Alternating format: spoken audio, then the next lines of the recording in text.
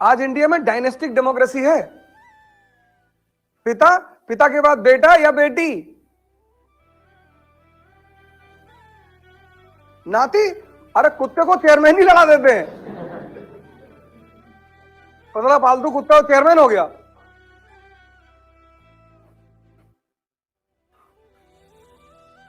आज इंडिया में एक नई तरह की डेमोक्रेसी है, डायनेस्टिक डेमोक्रेसी।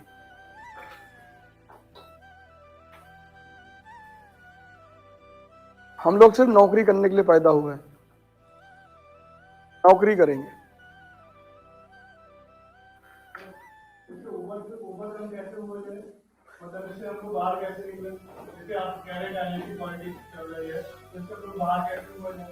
जैसे हमने अंग्रेजों को बाहर भगाया था, बता रहा हूं कैसे। भारत में 70% इनोसेंट लोग हैं, इनोसेंट, चाहे वो हिंदू है चाहे मुसलमान है, इनोसेंट है। 20% बदतमीज है।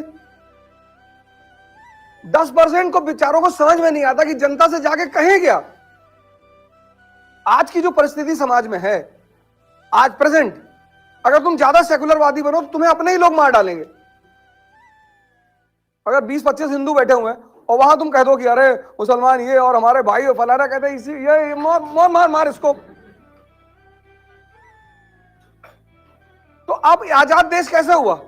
जो ऊपरी भारत में जब भी क्रांति होगी ये ऊपर से होगी। सुरेंद्रनाथ बनर्जी, सुभाष चंद्र बोस, शक्ति अर्जित की, समाज में स्थान बनाया, पार्लियामेंट में आए। वही तुम्हें भी करना पड़ेगा।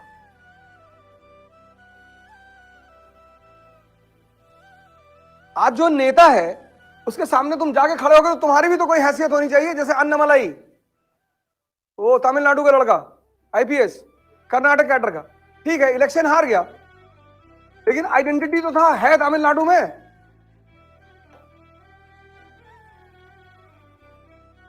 Annamalai is the best example. 2009 या 10 बैच का आईपीएस,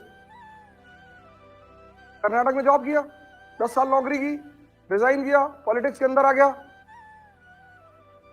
अभी तो वो एक है ना। और जिस दिन ऐसे 400 लोग पार्लियामेंट में आ गए,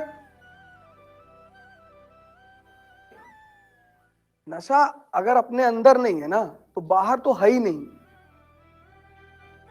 अभी एक लड़के का फोन आया था सुबह 10 बजे। हमने कहा मैं अवध ओझा ही बोल रहा हूं। कहा नहीं, आपकी आवाज ही नहीं है। अब मैंने कहा मेरी आवाज कैसी है? कहा आप हमेशा नशे में रहते हैं। हमने कहा अच्छा रुक, रख फोन में, आता हूं नशे में। कहा नहीं नहीं अब आ गए आप।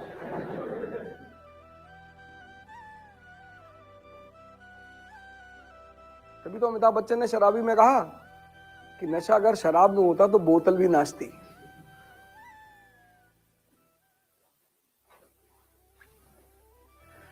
हमने आज तक किसी नशेड़ी को पुलिस वाले के सामने बदतमीजी करते हुए नहीं देखा। चाहे जितना नशा किया हो, पुलिस वाला जब सामने आ गया तो सीधे खड़े आ, सर घर जा रहे सर, सर गुरुदेव में घर है सर, गली नंबर इसमें सर, मकान नंबर पता नहीं कहां। मतलब शुरू से देखा है कि वैसे बहुत नाटक कर रहे, तेरा भाई ये, तेरा भाई वो। सोचो शक्ति का इतना जलवा है, किसी का भी उतार दे। लेकिन कुछ लोग होते हैं जो पुष्पा भाव की तरह है। पुष्पा भाव झुकेगा नहीं, तो झुकेगा नहीं तो मरेगा। बोल के अगर तुम्हें समझ में आता है, सुन के, तो तुम एवरेज माइंड हो। और इशारे में अगर तुम्हें बात समझ में आती है तो तुम्हारा दिमाग जबरदस्त है। और ना बोलना ना इशारा, सिर्फ तुम देख के समझ जाते हो। तो तुम्हारा जैसा दिमाग किसी का है ही नहीं।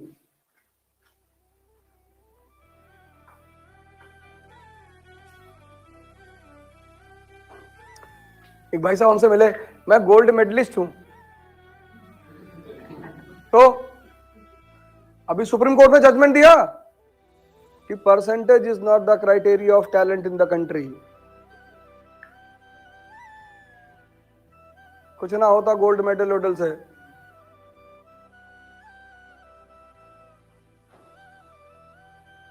हाँ कुछ तो होता ही है, घर में गोल्ड बढ़ जाता है थोड़ा सा।